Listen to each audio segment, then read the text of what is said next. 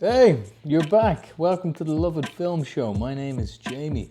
Today we have a guest. He's a writer. His name is Conor Patrick Walsh. Now, I recently interviewed a director called Luca Pizzolio. It's great, okay? Luca made this movie called O.C.D. with Stephen Ogg, Trevor from GTA and Simon from The Walking Dead. And this movie is about this guy. He has OCD and he's suffering with it, but OCD is not like in his head, it's as a man.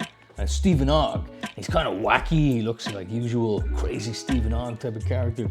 Anyway, the guy who wrote this movie is here today, Conor Patrick Walsh, and I'm excited to talk to Conor. He's done many things in his career. He worked with Ed Westwick on a film.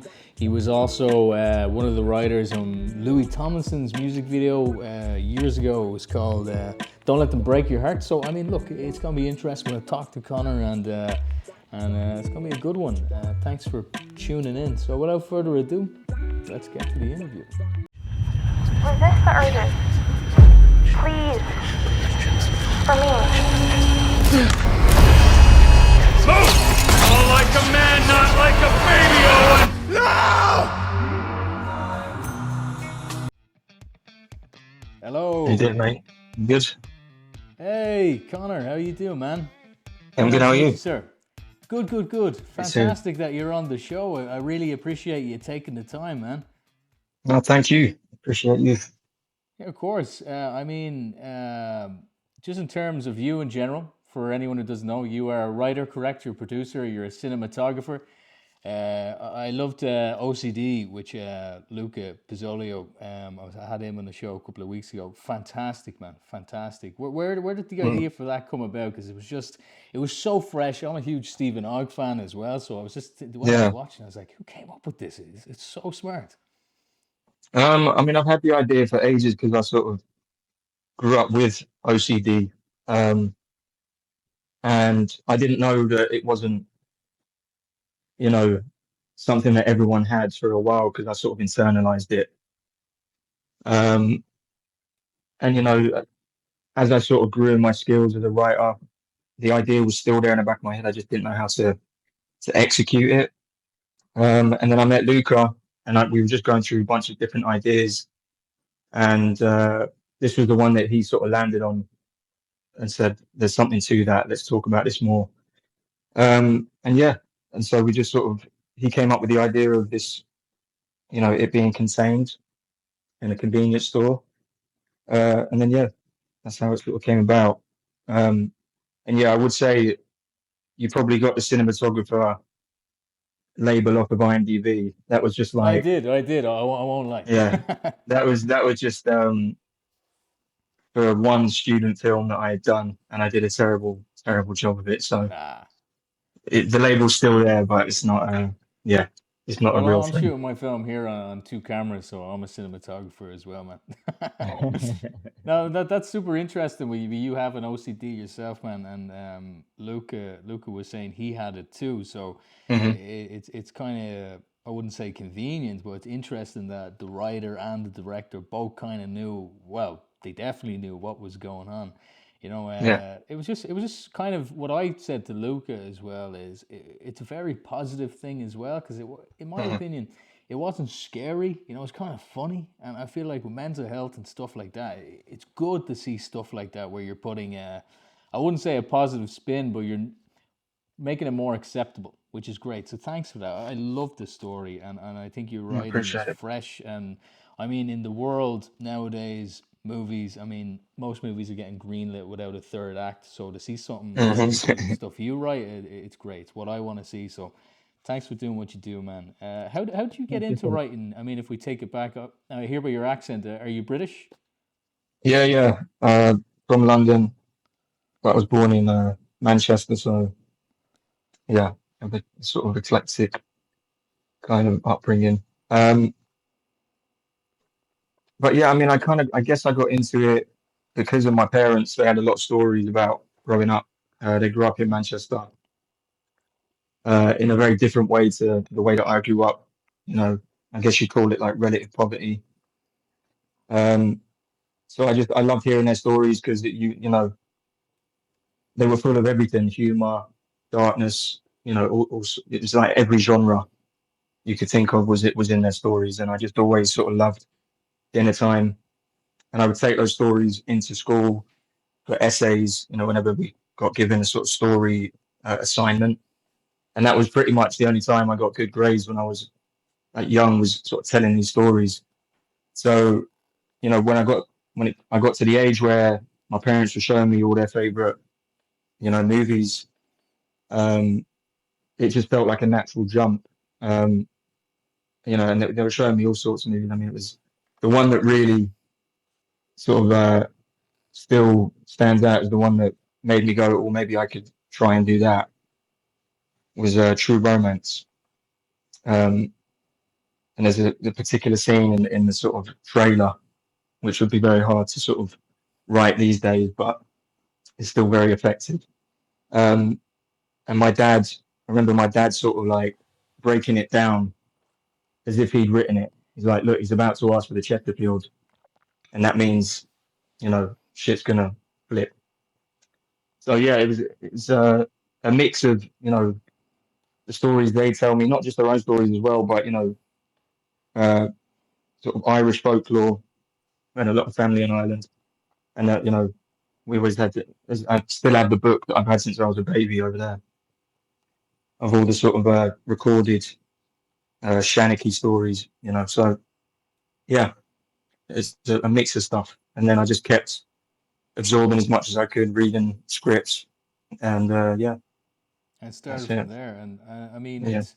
it's interesting where you can start writing stories as well. I mean, myself being Irish, I love hearing positive things about Ireland. So thanks for that, man. In terms of just growing up in rough areas as well, I'm from part of Ireland that would be rather rough as well, be Tallaght in Dublin, the capital city. And Mhm. I was quite fat as a kid and teenager and stuff like that. So in school, I'd be a lot of the time I wouldn't talk, but like my favorite thing to do as well would be writing stories, essays, and stuff like that. It's a great way Yeah. for a kid to start thinking, and it's crazy the way something like that can start that creative passion in your head as well, Hmm. which is great. It's great to see.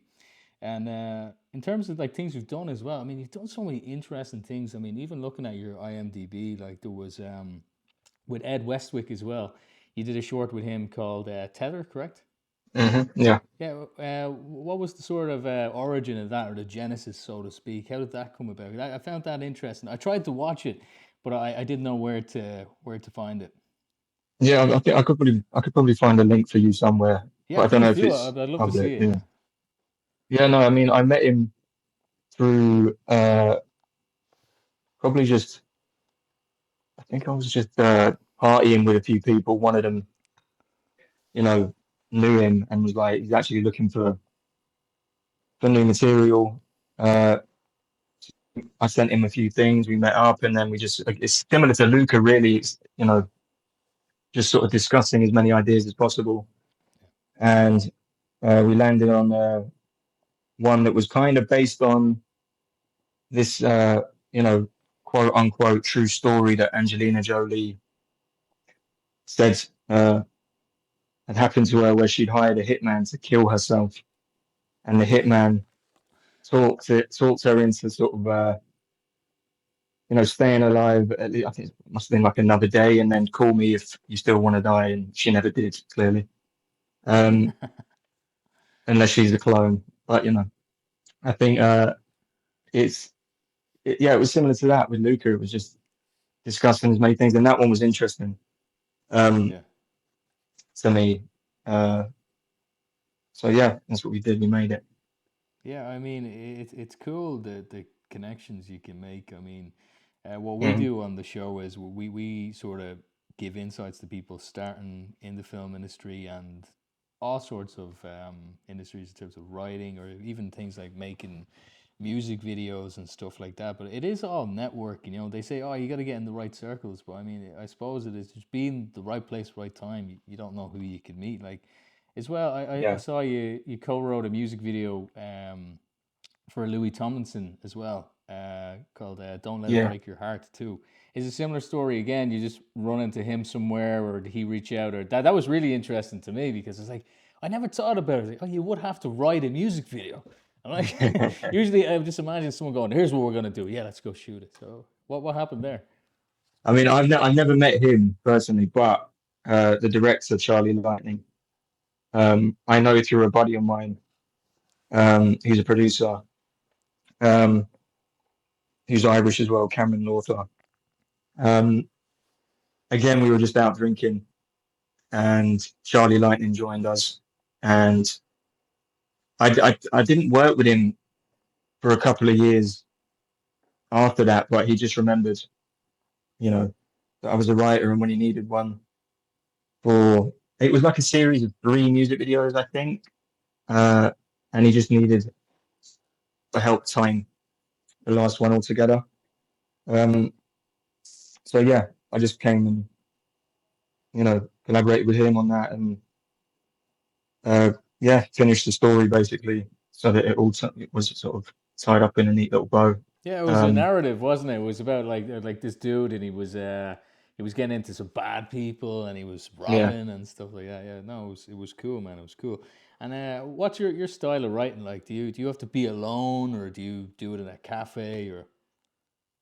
Um, I mostly just do it on my sofa. Um, and then if I'm ever stuck or I feel like a bit um caged in, I will go out and get a cup of tea or something and try and sort of absorb That's what I'm the having now as vibes. well. A cup of tea. Exactly. I got my china. Cheers to you, man. Cheers to you. Cheers. Um, yeah, so it's a mix really, but mostly at home, and it varies from like project to project. Some projects I'll have like a playlist that I've made, and I'll just uh, sort of write in 1 hour increments, um, with that playlist playing. And if the playlist is getting a bit fucking distracting, I'll turn it off, and you know, uh, even just classical music sometimes help. But yeah, it's a different process for different projects, I would say. But um, yeah, I mostly write alone, but I've got multiple projects where you're either collaborating with the director or another writer. Um, where as long as everyone is as driven as each other, there aren't really any problems. You know what I mean? It's like anything, isn't Yeah. it? I mean, it's a shame where you can start up doing anything with a project or whatever it is, and one person just has to be, just winging it in, not doing anything, and then you're, you know, picking up the pieces and stuff like that. It's the same thing, isn't it? Yeah, but if someone's really good, they can get away with it at the end of the day because Oh they yeah, might not be as driven, but the moment you get them down, sitting down for like an hour, they'll do amazing things. So balance. exactly. And I mean, have you ever had any bad experiences with like in this industry, like people reaching out maybe ends up blowing up in your face, or they just like you wrote something and you were asked to do it, and then they're like, ah, we'll forget about it. Um, I mean, I don't know if I would. No, I'm not asking to name names or anything like that. I Yeah, don't want to get you in trouble, but just yeah. for people to know like what to expect, Um, yeah. Let me think about that because no matter what I say, it's so It the could turn people are into getting. so bad. Look, we won't get you to talk about it. I really don't want to get you in trouble, man. We'll ask him a safer question. I mean, my inspirations. I mean, do you like Back to the Future? In the background, I have a prop replica of the Nice. third Back to the Future. It was a gift from Oh my wow. brother here. That's a big influence for me, and like I do some writing as well, and Well, things like nice. that. Is there like a? I know you're talking about a true romance you mentioned earlier on. Is there any Yeah. other inspirations for you that go into your writing that are near and dear to your heart? Um, there's a few. Yeah. I mean, there's one that not a lot of people know, but it's just amazing. And I guess you'll know the films that came from it, whether the filmmakers know it or not. But it's a film called The Small World of Sammy Lee. Uh, it's like a '60s London Soho sort of film about a wheeler dealer sort of guy who um, he has like 24 hours to pay back these gangsters that he owes, and just spends that 24 hours doing what he usually does, which is just robbing Peter to pay Paul. And you know, films like, you know, The Killing of a Chinese Bookie and Uncut Gems, you know, once you watch The Small World of Sammy Lee, like, you know exactly where that progression came from, you know. So that's one that I've always loved, especially for that sort of 24-hour chaos kind of odyssey. I'm gonna write Um, that down. The Small World of Sammy Lee. I'll put that on my yeah, list to watch. It's a that's amazing. 1960s movie. I love old films, man. I'll put that on the list. Yeah, Cool. what were you saying? Um, and the 70s was a great era as well that I've always drawn inspiration from, just because it's very, very character driven. And, you know, I mean, I guess this kind of goes back to the sort of bad experiences thing. And I can sort of stay out of trouble with this one. Something you hear a lot, especially in LA, is, you know, the character's not likable. And it's always like been a note that I fucking hate, Yeah. because some of my favorite characters are people that on paper you would think are like reprehensible morally. Yes, Um, that's yeah, exactly Harrison Ford. I mean, Han Solo in the first Star Wars. I mean, he's coming in. He doesn't want to help anybody. I mean, he's yeah, shooting first. Exactly that. I mean, on paper, you're like, who's this guy? Seems like a exactly. douchebag, and then he's on Solo. Like, yeah, Yeah. big No, time. I mean, and one of my favorites was one of my favorite characters, the TV character, is Kenny Powers, um, from Eastbound and Down, and he's just like, you know, the biggest on planet Earth, but he was laughing the whole time. And I think the word that people need to start using instead of likable, um, is, you know, can we understand them?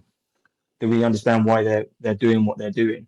If you can't, then fine, the likable unlikable thing makes sense. But if someone's acting a certain way and you understand the wounds or the scars of their past that make them behave that way, then there's really no need for someone to be more likable. Um, you know, and in the 70s, you had, you know, Jack Nicholson played some great, you know, unlikable characters. You know, Five Easy Pieces.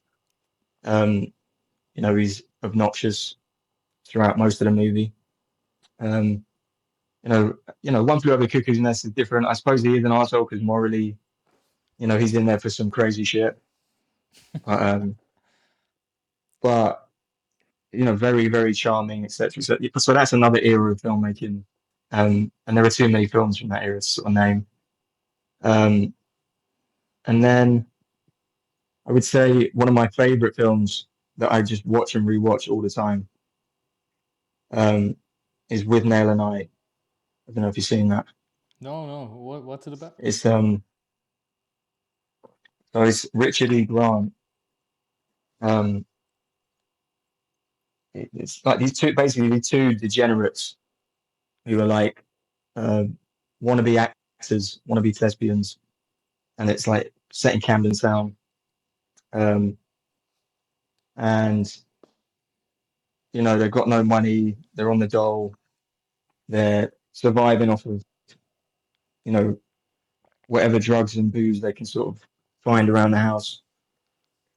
And you know, they decide to take a little trip to the countryside. One of their uncles is a bit of a top, so he has this nice gap out in the country, and you know, they go and have a little holiday, and the uncle joins them midway through, and it's just this beautiful. I don't know, kind of. It feels like it must have been a novel, but it wasn't. It was just an amazing script. Um, that, you know, not much really happens plot wise, you know, but emotionally so much happens. It's very character driven stuff. So I mean, I guess the long and short of it is, I take a lot. Most of my inspiration, I think, for writing, I take from like really character driven stuff, but I try and marry that with this sort of undeniably entertaining Hollywood shit that, you know. I mean, what have I been watching recently? the diehards, the speeds, Yeah, the my favorites. yeah, and The Rock is something that a lot of people don't talk about, but The Rock is an amazing film. Um, Mhm. with Sean Connery and Nicolas Cage, that Great Bruckheimer, film, yeah, brilliant film. Tony Scott sort of era. I try and marry that indie heart you really care about characters with stuff that gets bums and seats basically. You know, dude, I could see you writing a screenplay for something like Die Hard. You know, I mean, even O.C.D. There was those moments like with the dudes coming in robbing the store and where the character Owen is like crawling across and stuff like that, Mm. trying to get to the fridge. I can imagine stuff like that. Your style of writing in like a cool sort of, I feel like that's what an action movie is missing, a new style. You know, I mean, look at Die Hard when that came out. That was so Yeah, different. I mean, things like Speed, what an idea. So, I mean, I'd love to see that, man. Any chance of you writing an action movie? yeah. I mean, I'm writing a few at the moment, No so way. yeah. So stay tuned. But I think I guess the idea with the OCD is that me and Luca have always talked about um, turning it into a feature and it being a sort of there's going to be opportunities Yeah. for action um, in the film because the idea is it's less contained than the short Hmm. and it's more like again got that sort of 24 hours sort of Yeah. chaos, a bit like I don't know if you've seen Falling Down Yeah, um, yeah, yeah. Great film. Yeah. in Michael Douglas. Is like that kind of a Great thing where film. he's slowly unraveling. As it's going through the Um, film, yeah.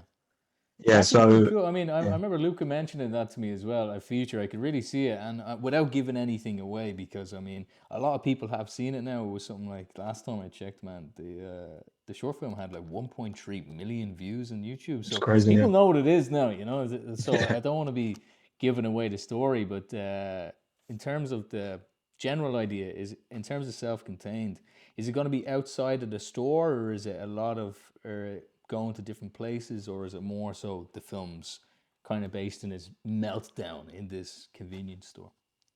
yeah. The feature is going to be definitely expanded outwards, Yeah. out of the store.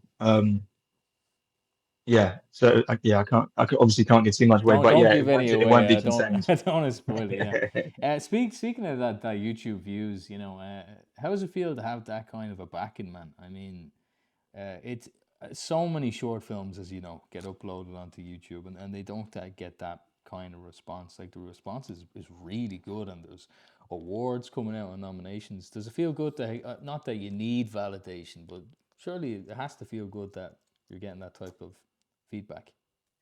Oh, 100%. Yeah, Yeah. yeah. I mean, I think that that me and Luca always say the main thing before all of that is that we actually like the film. Um, so it could have 10 views, 100 views, whatever, and as long as we like the film, we've made, we've done it. We've made the product that we wanted to produce.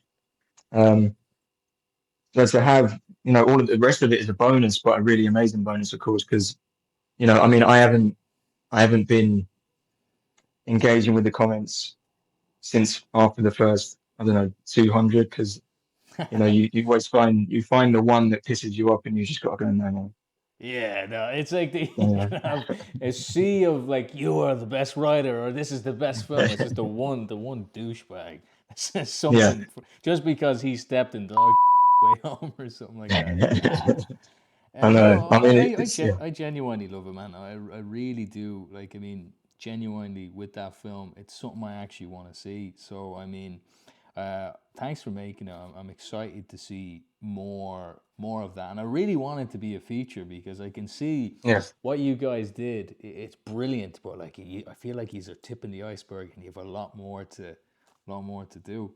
yeah. Would you have any nuggets of wisdom, or I know it's such a general question, but there's Hmm. so many people who want to do what you do and make cool shorts and features and stuff like that. Do you have any general advice for people who are starting out and want to be a writer? I mean, yeah, read as many scripts as you can. Look at how different people format different things. How do different writers format action, dialogue? Um, read as many, not that all the books about screenwriting are great, but read as many of them as you can, and the main thing is write. You just gotta, if you've got an imagination, and I think David Lynch called it the screen in your mind. Just write what's in the screen in your mind, because it's just about like sitting down and doing it. And it might start with half an hour a day, a week, and then build up as you build that muscle. Um, and now for me these days, it's as soon as I get up, you know, after meditating everything else, just sit down at the same time every day, and that's when the inspiration hits. When it becomes a habit, you know. Um, so yeah, just to keep learning and realize you're actually never done learning either, you know. So yeah, stay open to suggestions and criticism, and because that's also another thing that's going to knock you back is people reading your shit. You're, you just then being like, oh, I'm no good. It's like, some of the best filmmakers and writers out there now will have gone through the same stuff, you know. So yeah, just keep learning and keep writing. That's the only. It's very general, but it's genuinely just about that. Come up with your own, system. If you like this bit of advice from that book and this bit of advice from that book, then use them both if they work together. I've got my own little system now, but it'll change again, in a year or so. So yeah, keep learning, I think, is the goal. You're dead right, man. I think anyone starting out, that's great advice as well, and especially with like just sometimes ignoring what people giving you negativity. It happens with everything, even us doing interviews, page stuff like that. Like people can Uh-huh. say things and they don't know what they're talking about. I mean, you could have The Godfather written down, and there's always going to be Yeah, one person who reads going, you know what, it's kind of boring, isn't it? You yeah. know, like it's great advice. I saw your dog in the background. What type of a dog is that? No, That's she's a absolutely adorable. I think we have to she's a get pit this on bull, camera. Hello. little pit bull mix. What are you doing? Is that Yeah, a she's boy the or a one. girl? It's the girl Oh Lolly, wow. Oh my little pit hello. bull. Hi Lolly. Is it Lolly? Did you say? Lolly, yeah, lollipop. Ah, brilliant. I have a dog too. He's asleep at the moment. He's old now. He's 10, so he's always taking naps. His name is Laddie. He's a like a lassie dog, but there was that one Oh yeah, Simpsons episode where Chief Wiggum called the dog Laddie, so that's his name. Yeah, so that's an adorable dog. nice. Um, well, anyway, Connor, I won't keep you all day, but dude, I really appreciate you coming on. I know coming on camera is not something you do often, so the fact that Hmm. you sat down with us today and gave some, to me, really interesting insights to what it's like to actually be a real writer, and in an honest way. So, dude, I could not appreciate you more coming on, and I hope to do this again sometime, and I hope to see the feature O.C.D. No, definitely. I appreciate your time, man. Thank you. And yeah, I don't usually go on camera, but like I said in the email, being someone who wasn't born in Ireland or grew up in Ireland, but with Irish blood, I'm obsessed with being Irish. You So are Irish, anything, man. You are Irish. As an yeah. Irish man, I say you are 100% Irish. I You'll be appreciate it. welcome Thank with you. open arms. Thank you very much. I That's appreciate the wicked. kind words about the film, and yeah, thank you. Yeah, no worries, no worries. Thanks for your time again, Connor, okay? So he's kind of just like a chill relaxed guy. He's a lovely guy, yeah. I mean, Connor took the time to come on, and he came across to me as just such a genuine, nice man who just wanted to talk about writing, and he gave so many interesting insights, especially if you want to start being a writer, because who the hell knows what to do? A lot of it is just coincidence that even I know we can be high energy here, but like a lot of the time we can just be kind of relaxed and kind of monotone. Yeah. So it's nice to kind of get a match of that energy. You're tired as well. It's 11 o'clock at night for Yeah, us. yeah, it is 11 o'clock, but I mean, we were both drinking tea the whole time. So it's kind of like me and Connor were in a cafe, man, and just being like, so, how are you, man? It's like we were all buds, and even though it was the first time we met. But he's got so many interesting things and inspirations and likes similar films to us. He's into the 70s movies, like he's talking about True Romance and Nicholson movies, and yeah, no, he was super interesting. I hope he comes on again in the future. He wants to make O.C.D. a feature movie, and so does Lucas. So I mean, that could be cool, huh? I think 100%. Like I see this happening. I don't think I mentioned it in the last one, but it's the same way. Kind of like if you remember Whiplash, that started out as a short film. They had a really strong actor in it, J.K. Simmons. I think they had another guy who was playing the part that Miles Teller eventually ended up playing. But I don't want to lose Raz though. Raz is a central part of that. But I feel like it's going to be in one of them films that people are going to look back on YouTube years later and they're going to say, "Oh, this is the original O.C.D." before they made it a big thing. I see it. Definitely, man. Definitely. I mean, Stephen Ogg as well. Presence. That's gonna be in theaters, man. It's big for this guy. It's big for Conor. We better get an invite to the premiere, Luke, though, right? I mean, if OCD is coming, we're gonna be there, right? Another thing as well is like it's obviously, well, he doesn't just do the writing, right? He does. Yeah, well, in OCD, he Luca and him, they sort of met, and Luca reached out, and then he had a story, and Luca, as someone who has OCD, and so does Conor, they just sort of related on that, and they just came together, and it made what it is. I remember Luca was saying in the last one that was one of those writers that he got for the first time. It wasn't someone that he knew, and it's just great to see that those two guys, even though they didn't know each other, and I don't know, I can't remember if Luca said it was him reaching out to him. But like they just kind of combined together perfectly, and they obviously, I'm gonna guess, they developed a good friendship, alone from this. Oh yeah. I mean, Connor as well. He was working on lots of things. Like he worked on a short film called Tether with Ed Westwick as well. From Gossip Girl and loads of things. So it's cool. I mean, cool where you can what you can do as a writer, where you can go. Yeah. No, I had a great time talking to him. He's a cool dude. Chris, I have one last question. Why are you sitting beside baby ogres? Well, so the baby. Just saying, I'd have to cut them out later. No, so the origin behind the baby ogres. Well, basically. Anyway, that's the end of the show for this week. Thank you for tuning in, and we will see you next Friday.